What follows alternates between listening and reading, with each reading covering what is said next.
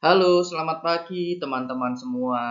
Sebelumnya saya mengucapkan terima kasih kepada Bapak dan Ibu Ketua Sidang yang telah mengizinkan saya, Albertus Indratno, mahasiswa Marketing and Communication, dengan nomor mahasiswa 210721510 untuk mempresentasikan proposal tesis saya. Saya juga mengucapkan terima kasih kepada Ibu Dr. Yolanda Stella Rosa yang telah dengan sabar membimbing dan mengantarkan saya hingga pada kesempatan ini, dan para penguji sekalian yang telah meluangkan waktu untuk menguji saya hari ini. Pada kesempatan ini, saya akan mempresentasikan tesis saya yang berjudul Pengaruh Menonton Film, Kisah Si Aksa dan Si Geni pada mata pelajaran Self-Protection Education terhadap pemahaman perlindungan diri siswa SD Tumbuh 1 Yogyakarta. Sedangkan sistematika presentasi saya pada pagi hari ini akan saya bagi menjadi 6 bagian. Yang pertama adalah pengantar, perkenalan singkat, lalu bab 1, bab 2, bab 3, bab 4, dan penutup. Semoga apa yang saya sampaikan pada pagi hari ini bermanfaat bagi teman-teman semua yang saat ini sedang merampungkan tesis. Baik, Bapak Ibu, saya akan mencoba menjelaskan mengenai proposal tesis saya ini dalam bentuk tanya jawab. Salah satu pertanyaan yang sering saya terima dari teman-teman atau para dosen adalah, mengapa saudara tertarik melakukan penelitian tersebut? Nah, ini Bapak Ibu, teman-teman semua, saat ini sebenarnya secara umum Indonesia mengalami kondisi darurat kekerasan seksual.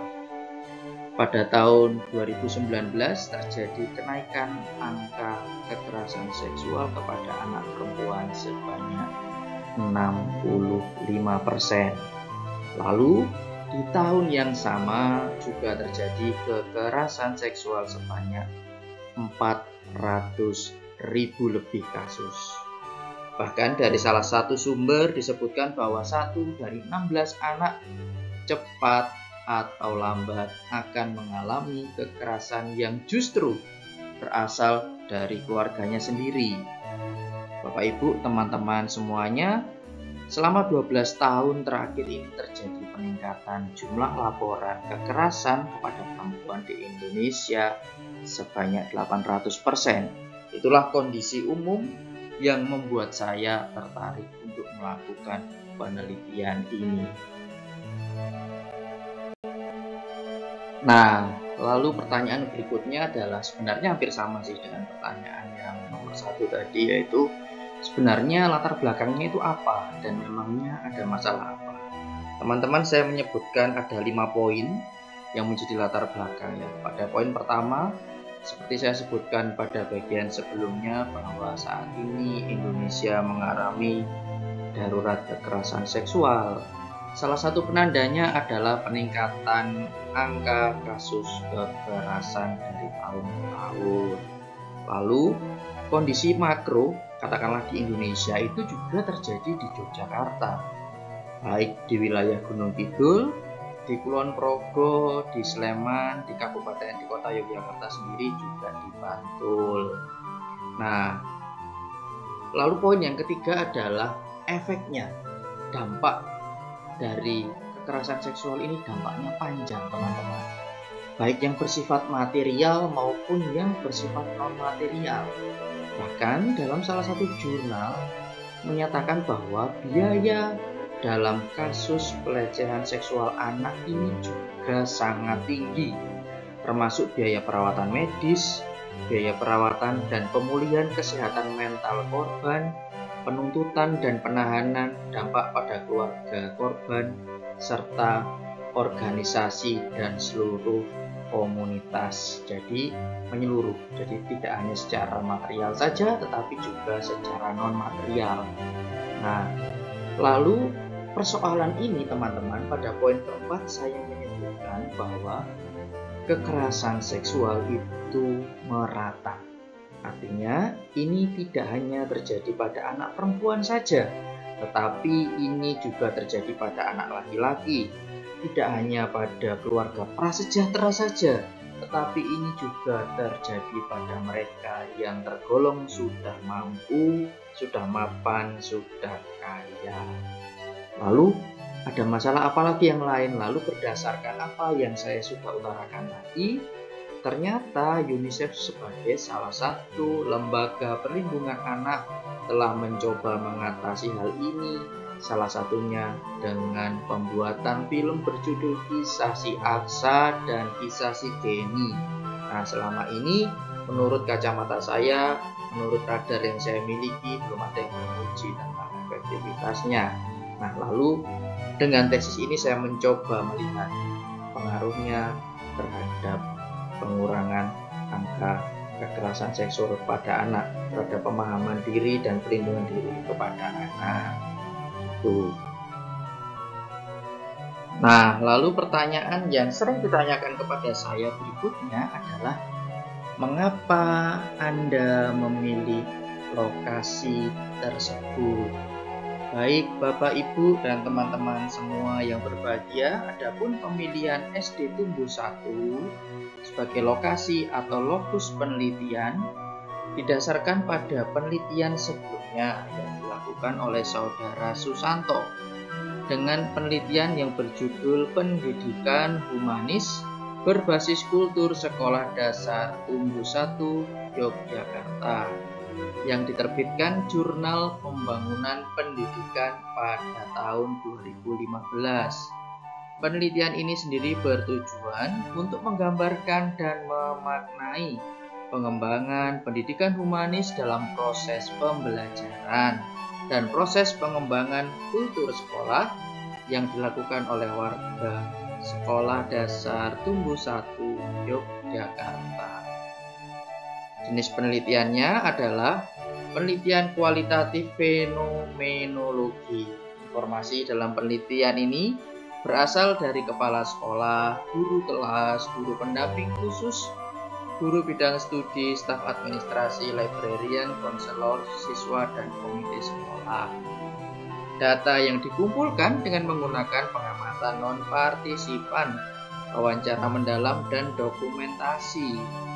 Penelitian ini menggunakan dua model analisis, yaitu analisis saat mempertajam keabsahan data dan analisis melalui interpretasi data secara keseluruhan. Hasilnya, penelitian ini menunjukkan bahwa nilai pendidikan humanis yang diperoleh peserta didik dalam mengembangkan potensinya terdapat pada implementasi pendidikan dalam pembelajaran dan pengembangan kultur sekolah. Pertama, nilai-nilai humanis yang ada pada implementasi pendidikan dalam pembelajaran yaitu ada pada pendekatan pendidikan, ada pada metode dan proses pembelajarannya. Kedua, nilai-nilai humanis yang terdapat pada pengembangan kultur sekolah, yaitu pada bentuk kultur sekolah inklusi serta kegiatan-kegiatan yang terdapat dalam unsur kultur sekolah yang positif. Berdasarkan hasil penelitian tersebut, saya merasa yakin bahwa SD Tumbuh 1 menjadi lokus yang tepat bagi saya untuk menyelesaikan penelitian kali ini.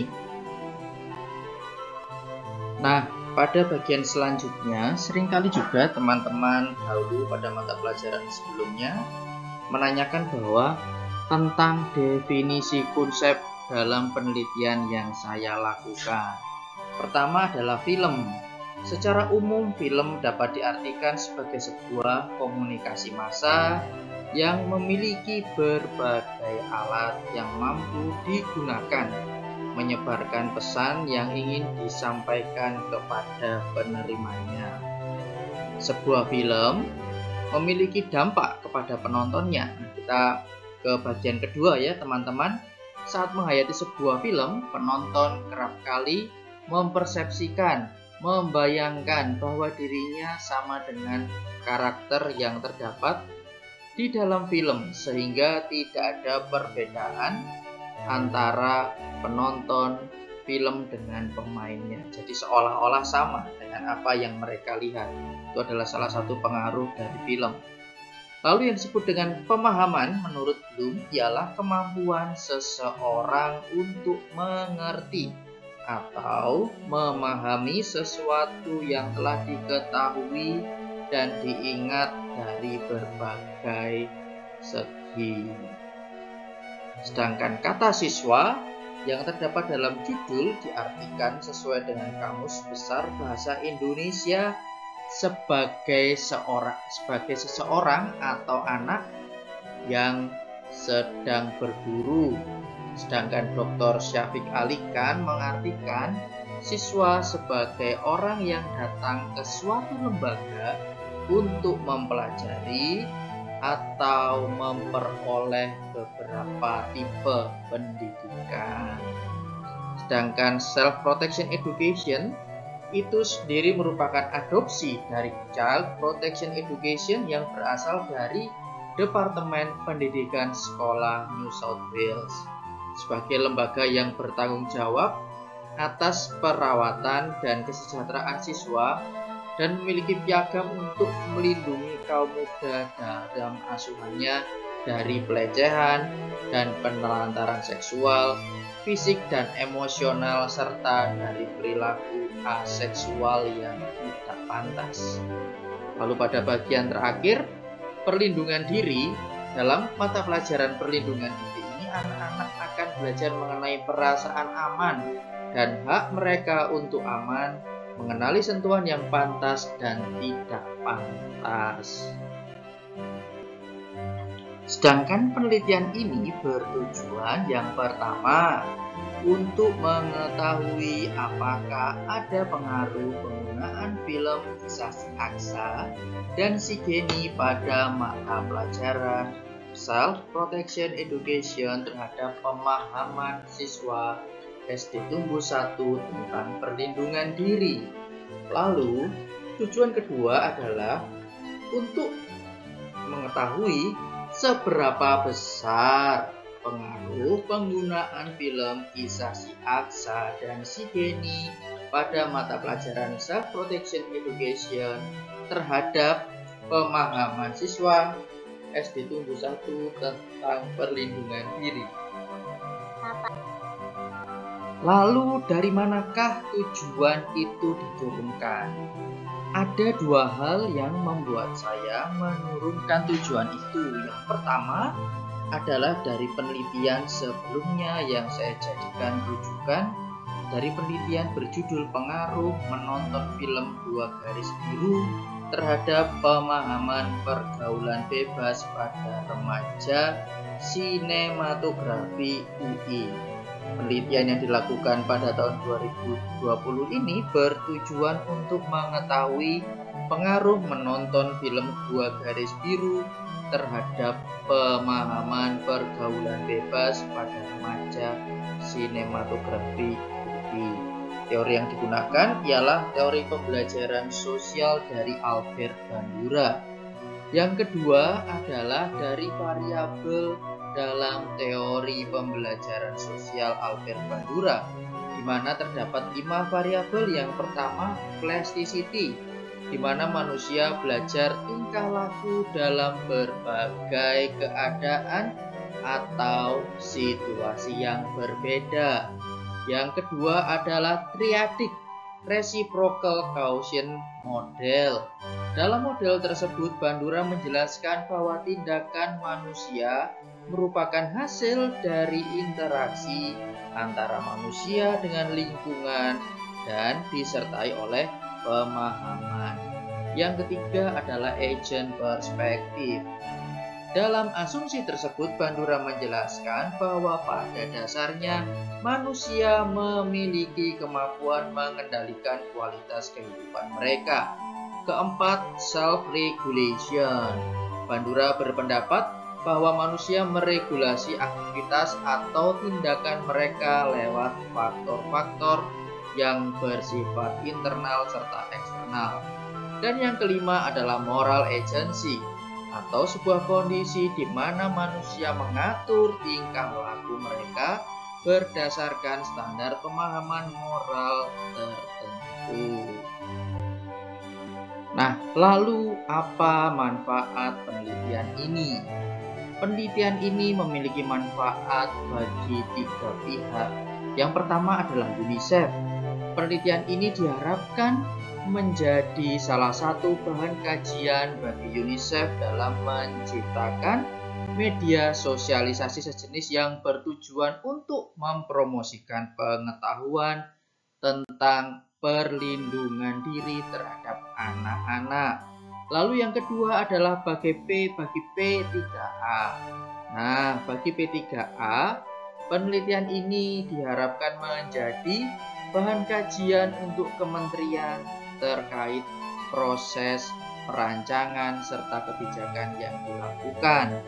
Lalu bagi SD tumbuh 1, penelitian ini diharapkan menjadi salah satu bahan kajian atau evaluasi untuk mata pelajaran SPE secara khusus dan secara umum untuk perbaikan kurikulum serta penyampaian pesan kepada peserta didik serta memberikan gambaran mengenai pemahaman peserta didik atas perlindungan diri.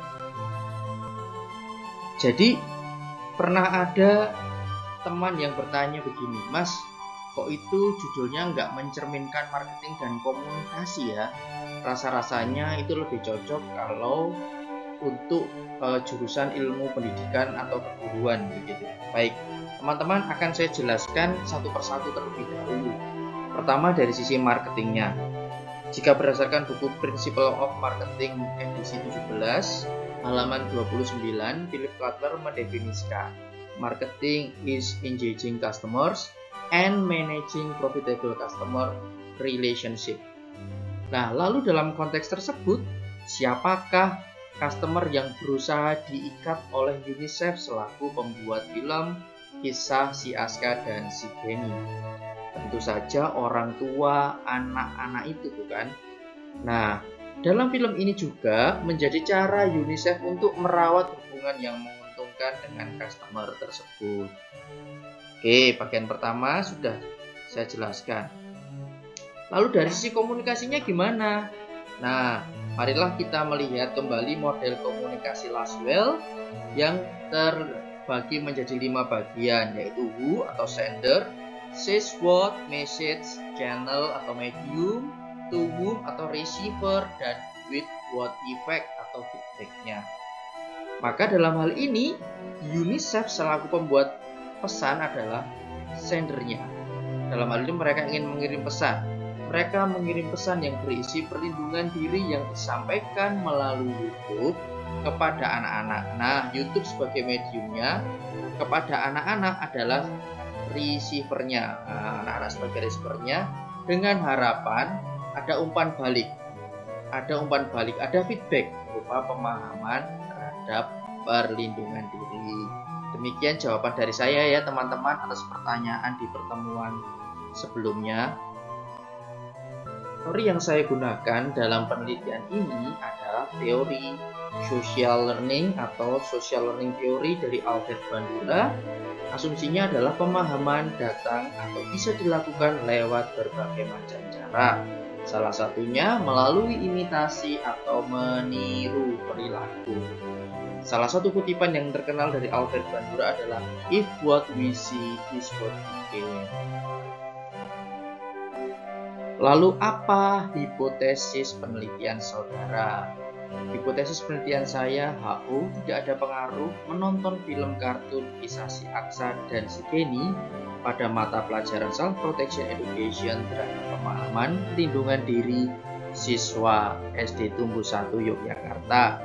Sedangkan HA atau diterima ada pengaruh menonton film kartun kisah si Aksa dan si Kenny pada mata pelajaran self-protection education terhadap pemahaman perlindungan diri siswa SD Tumbuh 1 Yogyakarta.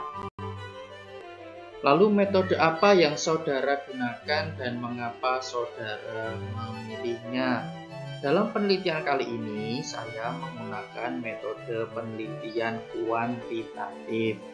Metode ini saya pilih karena penelitian saya bertujuan untuk mengetahui apakah ada pengaruh penggunaan film kartun kisah si Aksa dan si Geni pada mata pelajaran SPE terhadap pemahaman siswa SD tumbuh 1 tentang perlindungan diri. Dan yang kedua, apa dan seberapa besar pengaruh penggunaan film kartun tersebut terhadap pemahaman siswa SD tumbuh 1 tentang perlindungan diri, di mana penggunaan film kartun sebagai variabel independen, sedangkan pemahaman siswa di dalam penelitian saya sebagai variabel dependen. Lalu muncul pertanyaan lagi, sebenarnya apa data primer dan data sekunder dari penelitian ini? Penelitian ini menggunakan data primer berupa kuesioner dan wawancara, sedangkan data sekundernya adalah buku, jurnal, dan karya ilmiah lainnya. Lalu muncul pertanyaan, loh Mas, katanya tadi metodenya kuantitatif, kok menggunakan wawancara? Baik, dalam penelitian ini metode kuantitatif dilengkapi atau dibantu metode kualitatif. Apakah itu benar? Menurut pendapat Eko Setianto, dalam buku berjudul Metode Penelitian Kuantitatif dari penerbit Pustaka Pelajar, disebutkan bahwa hal tersebut bukan mix method atau metode campuran, melainkan metode meminjam cara metode lain untuk memperkaya atau melengkapi temuan-temuan dalam sebuah penelitian. Jadi oke ya, tidak masalah ya. Lalu apa teknik penarikan sampel yang digunakan? Nah, sebelumnya saya ingin menceritakan terlebih dahulu. Populasinya adalah dari siswa kelas 4 sampai kelas 6 berjumlah 95 orang. Lalu sampel yang digunakan juga sama, yaitu dari siswa kelas 4 sampai kelas 6 berjumlah 95 orang. Karena dalam penelitian ini menggunakan purposive sampling. Berdasarkan Ari Kunto, tahun 2002, terbitan buku tahun terbitan 2002, purposive sampling merupakan teknik pengumpulan sampel yang tidak dilakukan secara random, menggunakan daerah atau strata namun didasari atas pertimbangan karena tujuan tertentu. Jadi jumlah sampelnya sama dengan jumlah populasinya. Lalu bagaimana cara saudara melakukannya? Teman-teman, saya sengaja membuat presentasi saya ini seperti format tanya jawab, seperti simulasi ketika besok saya melakukan sidang tesis. Nah, bagaimana cara saudara melakukannya? Yang pertama, saya akan melakukan pretest terlebih dahulu terhadap siswa kelas 4 dan sampai kelas 6 berjumlah 95 orang. Yang kedua, setelah dilakukan pretest, kita akan menonton film kisah si Aksa dan si Geni. Lalu setelah menonton film itu, kita melakukan yang namanya post-test. Dan setelah didapatkan, lalu hasilnya dianalisis. Demikian cara saya untuk melakukan penarikan sampel di penelitian kali ini. Lalu apakah dalam penelitian ini saya memiliki daftar nama untuk calon responden? Jawabannya adalah ada dan bisa diverifikasi karena ini valid dari sekolah dan proses penelitian ini pun telah mendapatkan restu atau mendapatkan izin dari pimpinan Yayasan Edukasi Anak Nusantara. Sebagai bentuk kelengkapan yang lain, pada daftar nama calon responden juga dilengkapi beserta daftar hadir dari sekolah dan kontak orang tua untuk memastikan bahwa anak-anak mereka telah mendapatkan izin untuk menjadi bagian dari penelitian ini.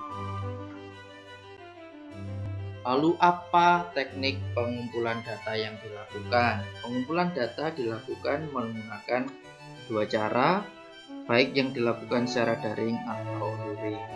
Untuk kuesioner sebagai data primer dilakukan secara luring atau langsung di saat morning carpet. Lalu morning carpet itu apa? Morning Carpet itu adalah acara kegiatan rutin yang dilakukan oleh siswa atau siswi SD Tumbuh 1 sebelum mata pelajaran dimulai. Saat Morning Carpet, anak-anak akan membicarakan masalah yang dihadapi untuk diselesaikan bersama. Lalu, untuk wawancara, saya berencana melakukannya secara langsung atau secara online, tergantung dari kesediaan narasumber yang akan diwawancara. Siapa yang diwawancara selain orang tua murid? Saya berencana mewawancarai Ibu Analistia Puspa Pertiwi selaku kepala sekolah dan para edukator. Sedangkan untuk data sekunder, jurnal ilmiah saya akses melalui internet dan atau di perpustakaan Kota Yogyakarta. Begitu pula dengan buku yang menunjang penelitian ini. Lalu apa skala yang digunakan dalam penelitian ini? Baik teman-teman, mungkin teman-teman bertanya kenapa saya menuliskan keempat-empatnya. Supaya teman-teman semua juga memahami alasan saya memilih satu di antara 4 karena perbedaan satu skala dengan skala yang lainnya. Kalau skala Likert itu variabel yang diukur akan dijabarkan menggunakan indikator variabel, lalu dijadikan tolak ukur untuk menyusun beberapa aspek, baik yang sifatnya favorable atau positif atau unfavorable atau yang negatif. Sedangkan semantik diferensial itu tersusun dari satu garis kontinu di mana jawaban paling positif berada di kanan dan jawaban paling negatif berada di kiri atau sebaliknya.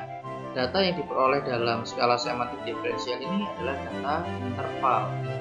Sedangkan skala rating itu fleksibel dan tidak hanya diukur untuk dipakai untuk mengukur sikap, tetapi juga digunakan untuk mengukur persepsi responden terhadap fenomena lingkungan. Nah, karena saya itu membutuhkan jawaban yang jelas, ya atau tidak, saya menggunakan skala Goodman. Selain itu saya juga perlu mempertimbangkan responden saya, yaitu anak-anak SD usia 10-12 tahun, kelas 4 sampai kelas 6. Nah, lalu apa bedanya dengan skala Likert? Perbedaan Goodman dengan Likert terdapat pada intervalnya, di mana skala Likert itu intervalnya 1, 2, 3, 4, 5, dan seterusnya, dari yang sangat setuju sampai sangat tidak setuju. Sedangkan skala Goodman hanya ada 2, yaitu setuju atau tidak setuju. Nah, lalu apa teknik uji validitas atau reliabilitas yang digunakan? Sebuah penelitian dinyatakan valid apabila terdapat kesamaan antara data yang dikumpulkan dengan data yang sesungguhnya pada objek yang diteliti. Kata valid menunjukkan bahwa alat tersebut mampu dimanfaatkan guna mengukur apa yang seharusnya diukur. Itu pendapat Bapak Sugiono pada buku terbitan tahun 2017 halaman 123. Sedangkan tingkat validitas dapat dinyatakan valid apabila koefisien korelasi produk momen R hitungnya lebih besar daripada R tabel. Begitu pendapat dari Bapak Siregar yang saya kutip pada buku yang beliau terbitkan tahun 2013 halaman 48. Sedangkan untuk reliabilitas sendiri itu dapat dihitung menggunakan aplikasi SPSS dengan teknik alpha Cronbach. Nah, berdasarkan buku dari Bapak Siregar tahun 2013 halaman 57, kriteria sebuah penelitian, instrumen penelitian dinyatakan reliable dengan memanfaatkan teknik ini jika memiliki koefisien reliabilitas,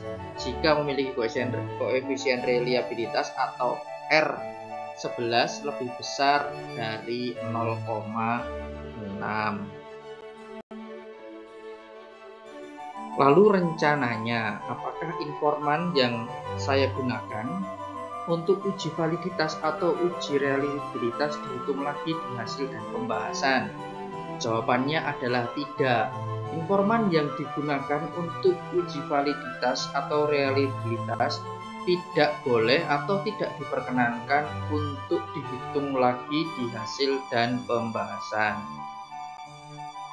Lalu apa yang akan saudara jelaskan dalam gambaran objek penelitian di bab 4? yang akan saya jelaskan di bab 4 sebagai objek penelitian ada dua. Yang pertama adalah film, khususnya film kisah si Aska dan si Geni. Segala bentuk sejarah kemunculan dari film ini akan saya munculkan di bagian pertama. Lalu yang kedua adalah sejarah lengkap SD tumbuh 1. Lalu apa yang akan dijelaskan pada bagian hasil penelitian? Ada 4 bagian yang akan saya isi di bagian hasil penelitian. Yang pertama adalah karakteristik, kedua usia, ketiga variabel X dan variabel Y. Di mana karakteristik untuk penelitian ini berdasarkan jenis kelamin laki-laki dan perempuan dari 95 responden yang akan menjadi narasumber. Yang kedua dari sisi usia, yaitu usia antara 10 sampai 12 tahun. Dan yang ketiga variabel X atau variabel independen, yaitu kisah film si Aska dan si Geni. Dan variabel Y atau variabel dependen, yaitu pemahaman terhadap perlindungan diri melalui mata pelajaran self protection education. Nah, untuk uji instrumen sendiri yang dilakukan adalah dua, yaitu menguji validitas dan reliabilitas. Validitas di mana peneliti melakukan pretest kepada 95 orang responden, dan reliabilitas yaitu melihat uji alpha Cronbach yang lebih besar dianggap reliabel apabila hasil uji alpha Cronbach-nya menggunakan aplikasi LPSS lebih besar dari 0,6. Untuk bagian terakhir, di mana analisis korelasi akan terdiri dari beberapa bagian, yaitu analisis korelasi itu sendiri, lalu analisis koefisien determinasi, analisis regresi linear sederhana. Lalu ketiga hal tersebut akan dibahas dan hasilnya digunakan menjadi bagian untuk membuat kesimpulan dan saran. Demikian presentasi untuk proposal tesis saya pada hari ini. Saya ucapkan terima kasih, doa dan harapan terbaik bagi Bapak, Ibu, dan teman-teman semua. Sukses selalu, Tuhan memberkati.